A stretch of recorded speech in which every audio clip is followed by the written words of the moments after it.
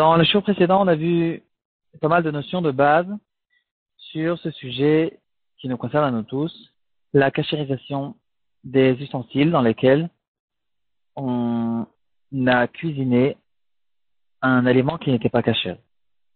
On a compris que Minatora, l'interdiction, elle est que quand la cuisson pas cachère, elle a été faite le même jour. Et le même jour, il est intéressé d'utiliser cet ustensile. C'est là que la Torah nous a interdit. Les Chachamim sont venus et ils ont dit, on n'utilisera jamais un ustensile dans lequel on a cuisiné un aliment pas cachère, même si cette cuisson, elle a été faite il y a très longtemps. Il faut, dans tous les cas, cachériser l'ustensile.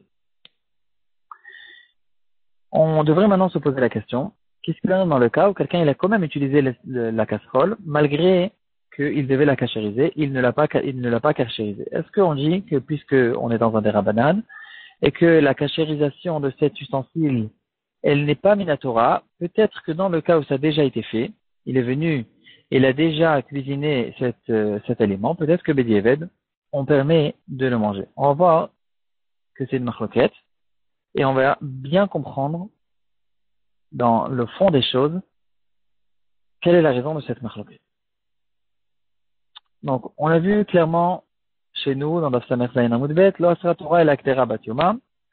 L'interdiction de la Torah, elle est que le jour même. Pourquoi? Pourquoi le lendemain d'après la Torah c'est permis? Alors l'explication elle est comme ça. Quand j'ai cuisiné on va parler de viande pas cachère, j'ai cuisiné une viande ou une sauce pas cachère dans une casserole. Toute la casserole maintenant elle est imprégnée de cet aliment pas cachère. Maintenant quand je vais cuisiner plus tard, je vais faire une cuisson d'un aliment cachère dans la même casserole, ce goût pas cachère, il va sortir de retour dans la deuxième cuisson et il va m'interdire la deuxième cuisson. Maintenant, étant donné que pour pouvoir interdire, il faut comprendre plusieurs choses. Premièrement, il faut comprendre la notion qui s'appelle tam keikar. Je considère le goût comme si que c'était vraiment un morceau de issour. Ça, c'est le premier chidouche et le principal, le plus grand des chidushim sur ce sujet. Tam keikar veut dire le goût qui se trouve et qui a été imprégné dans la casserole, ce goût-là, il est considéré lui-même comme une interdiction elle-même. Et c'est pour ça que quand maintenant il va ressortir dans la deuxième cuisson, c'est considéré comme si que dans la deuxième cuisson, il y a un morceau de viande interdite. Et c'est ça le premier chidouche. Maintenant, après que j'ai un morceau dans cette casserole, il faut que j'ai 60 fois plus de cachère que de ne pas cachère, que ce morceau. Et la réponse, elle est, je n'ai pas 60 fois plus, parce que l'épaisseur de l'ustensile, c'est considéré que tout l'ustensile, toute l'épaisseur de cette casserole est imprégnée de ce goût interdit, que j'ai maintenant considéré comme un morceau de issour.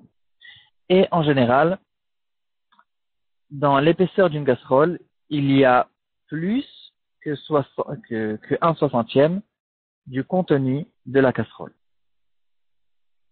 Je répète en une phrase. Je considère que toute la casserole est imprégnée par du issour. Je considère que ce goût-là de issour qui va ressortir dans la deuxième cuisson, il est considéré comme un morceau. C'est pas quelque chose de virtuel ou quelque chose qui n'existe pas. Et ensuite, je dis quelque chose de mathématique. Ce morceau, il fait plus qu'1/60 et il n'est pas annulé dans la deuxième cuisson. Maintenant, tout ça, c'est quand la casserole se trouve, elle est batioma. Elle est encore dans les 24 heures de la première cuisson. C'est là que la Torah nous a interdit. Après les 24 heures, c'est permis pour la Torah. Pourquoi c'est devenu permis dans la Torah? Qu'est-ce qui s'est passé? Là-dessus, le Ran nous explique qu'au bout de, on va voir deux explications. Le Ran nous explique que après 24 heures, le goût qui est imprégné dans la casserole, il est complètement annulé. Et maintenant qu'il a été annulé, il perd cette halakha de Ta'am Kikar. Ce goût, il a perdu son importance et je ne peux plus le considérer maintenant comme quelque chose de mamashi, comme un morceau de issou. Et puisque maintenant il a perdu son importance de Ta'am Kikar, le goût, il n'est pas plus qu'un goût, il n'est pas considéré vraiment comme un morceau de issou. C'est pour ça que la Torah nous permet de cuisiner le lendemain. Et quand même, les Chachamim nous ont interdit. Pourquoi les Chachamim nous ont interdit? Là-dessus, on a une Gemara dans la Fainva, dans mon Delef, qui dit Gzera Kdera Batioma, Mishum Gzera, Mishum Kdera Sheena Batioma. On craint qu'il y ait un mélange qui se fait, et une personne, il aura deux casseroles devant lui, une qui est Batioma, une qui n'est pas Batioma. Il va se tromper, il va utiliser la casserole dans laquelle on a fait une cuisson le même jour, et là, il rentre dans l'interdiction qui est Minatora. Certains Rishonim ne citent pas cette phrase dans la Gemara et ils ont une autre explication sur ce sujet. Pourquoi, pour la Torah, c'est permis le lendemain et donc pourquoi les Chachamim l'ont interdit quand même. Ils disent comme ça. Au bout de 24 heures, le goût qui était imprégné dans l'ustensile, il n'a pas été annulé complètement. C'est pas vrai de dire qu'il a été annulé complètement.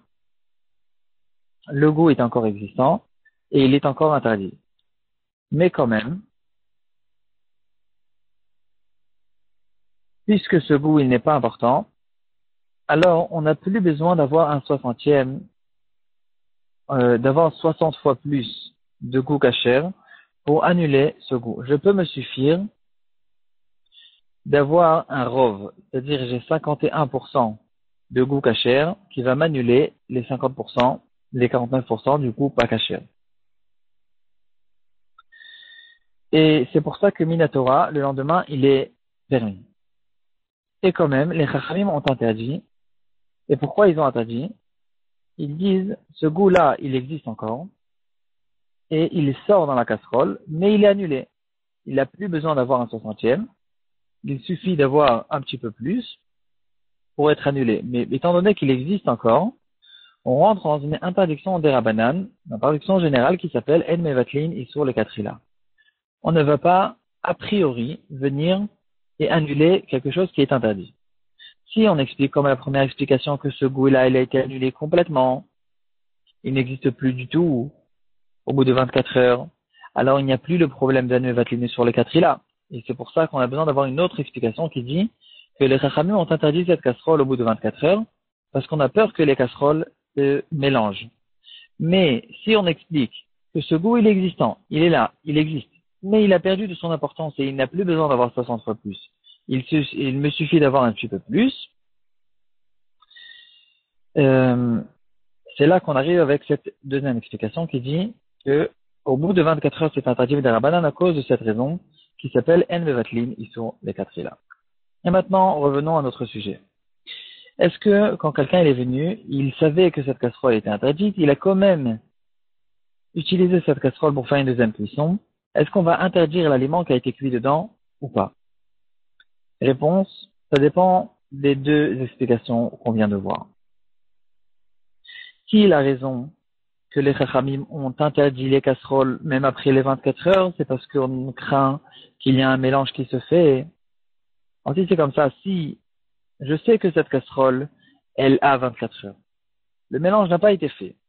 Mais quand même, je n'avais pas le droit d'utiliser cette casserole parce que quand les Chachamim interdisent quelque chose, c'est interdit, point final. Mais maintenant, après que cette casserole a déjà été utilisée, je sais que le goût il a été annulé et il n'y a pas de raison de dire que les Chachamim interdisent cet aliment après que ça a déjà été fait. En fait, l'interdiction des Chachamim est une interdiction sur l'action de la cuisson. La deuxième cuisson est interdite dans cette casserole, malgré que je sais que je n'ai pas mélangé, parce qu'il peut y avoir des mélanges qui sont faits. Après que ça a déjà été fait, la cuisson, l'aliment n'est pas interdit.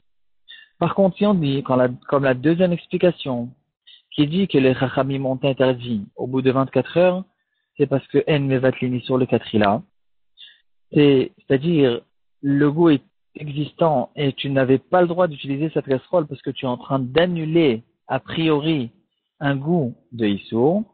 Ici, la halakha, elle est fixée et elle dit que dans ce din de en mevatlini sur le katrila, même si ça a déjà été fait, et quelqu'un il a transgressé cette halakha, il a annulé un Issour, en général, ça ne marche pas, et les chachamim ont interdit l'aliment, même après que finalement il a été annulé, s'il a été annulé de manière interdite.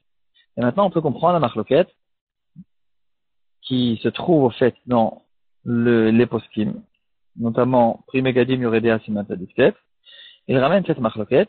Est-ce que quelqu'un qui a utilisé une casserole qui n'est pas batioma pour faire une deuxième cuisson,